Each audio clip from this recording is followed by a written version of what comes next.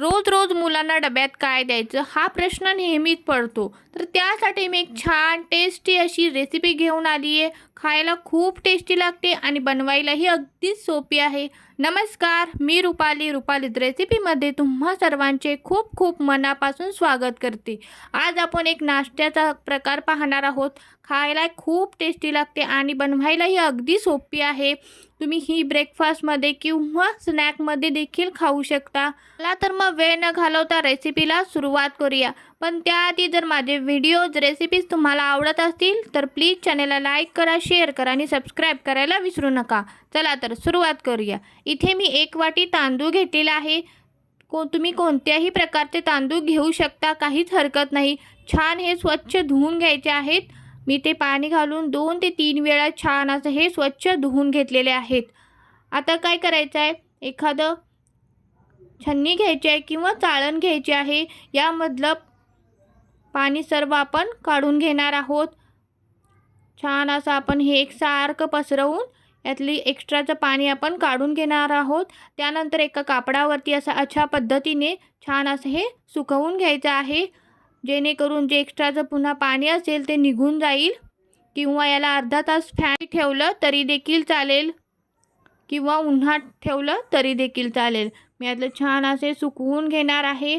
त्यानंतर इथे तुम्ही पाहू शकता छान असे हे सुकलेले आहेत. अर्धा तास मी फॅन खालीच ठेवलेला आहे. आता एका मिक्सरच्या भांड्यामध्ये मी हे घालून घेते आणि छान अशी ची जाडसर रवाळ पावडर तयार करायची आहे. खूप जास्त बारीक असं पीठ तयार करायचं नाही आहे. आता अगोदर आपण एक चाळण घेणार आहोत. त्याला असं छान असं तेल लावून घ्यायचं आहे. त्यानंतर मी एका कढईमध्ये जितकं आपलं पीठ झालं आहे तेवढंच आपण इथे पाणी घेणार आहोत. चवीपुरतं मीठ घालायचं आहे. पाण्याला छान उकळी आली की थोडं थोडं करून आपण हे पीठ यामध्ये घालून घेणार आहोत. लक्षात ठेवा, जितकं आपण पीठ आहे तेवढ्याच आपण पाणी घेणार आहोत, जेणेकरून आपलं जे तांदळाचं पीठ आहे ते छान असं सैलसर होणार नाही.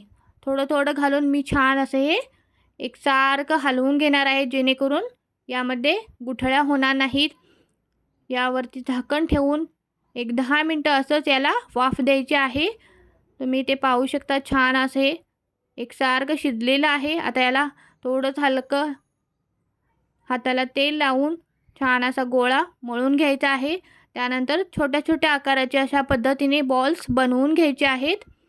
मी ते दाखवते, तुम्ही व्हिडिओमध्ये दाखवल्याप्रमाणे तुम्ही करू शकता. खूप छान टेस्टी बनते ही रेसिपी. एकदा नक्की करून पहा. मुलांना तर अगदी खूपच आवडेल. आणि अशा पद्धतीने गोल करून मी मध्ये थोडासा हलकासा दाब दिलेला आहे. अशा पद्धतीने मी सर्व बॉल्स बनवून घेणार आहे. तुम्ही ते पाहू शकता किती छान आहे. सर्व बॉल्स मी अशाच पद्धतीने बनवून घेतलेले आहेत. थोडंसं चाळणीला तेल लावायचं आहे, जेणेकरून हे खाली चिकटणार नाही. तुम्ही एकावरती एक ठेवलं तरी देखील चालेल, काहीच हरकत नाही. खूप जास्त चिकटत नाही हे खाली. त्यामुळे एकावरती एक ठेवून अशा पद्धतीने एकाच वेळी हे छान असं आपण आता स्टीम करून घेणार आहोत. पाणी इथे मी गरम करण्यासाठी ठेवत आहे. पाण्याला छान अशी उकळी आली की यावरती आपण ही चाळण ठेवून एक 10 ते 15 मिनटं आपण याला चांगली अशी वाफ देणार आहोत.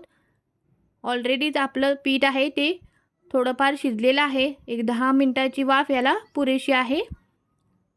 तुम्ही ते पाहू शकता एक 10 मिनटात किती छान आपले हे स्टीम झालेले आहेत. याला एक छान असा तडका देऊयात. त्यासाठी मी तेल गरम केलेलं आहे. यामध्ये मोहरी घालायची आहे, एक हिरवी मिरची घातलेली आहे मध्ये कट करून, आणि कढीपत्ता घालायचा आहे. खमंग अशी फोडणी तयार करायची आहे. थोडंसं किंचितचं मी ते हिंग देखील घातलेलं आहे. याने फ्लेवर खूप छान टेस्टी येतो. तुम्ही जरूर घाला. आणि छान अशी फोडणी परतवून घ्यायची आहे. त्यानंतर आपण हे बनवलेले बॉल्स आहेत ते यामध्ये घालून घेणार आहोत आणि 2 ते 3 मिनटं असंच आपण परतवून घेणार आहोत. खूप टेस्टी लागते. एकदा नक्की करून पहा. आणि माझ्या रेसिपीज कशा वाटतात तेही कमेंट करून नक्की सांगा. छान याला 2 ते 3 मिनटं आपण परतवून घ्यायचं आहे. अगदी खाण्यासाठी परफेक्ट रेसिपी आहे. इव्हनिंग स्नॅकमध्ये म्हणा किंवा ब्रेकफास्टमध्ये अगदी सहज खाऊ शकतो आणि पटकन होते. एकदा हे पीठ तयार करून ठेवलं तर हे महिनाभरही देखील टिकतं. चला तर मग आजची रेसिपी कशी वाटली कमेंट करून नक्की सांगा आणि व्हिडिओ आवडल्यास प्लीज चॅनेलला लाईक करा, शेअर करा आणि सबस्क्राईब करायला विसरू नका. जेणेकरून माझे नवनवीन व्हिडिओज, रेसिपीज तुम्हापर्यंत पोहोचू शकतील. चला, तयार आहे आपला हेल्दी, टेस्टी आणि चविष्ट असे ब्रेकफास्ट रेसिपी. पुन्हा भेटू अशाच नवीन व्हिडिओमध्ये नवीन रेसिपीसह. तोपर्यंत स्वस्थ राहा, मस्त राहा आणि खात राहा. Bye bye.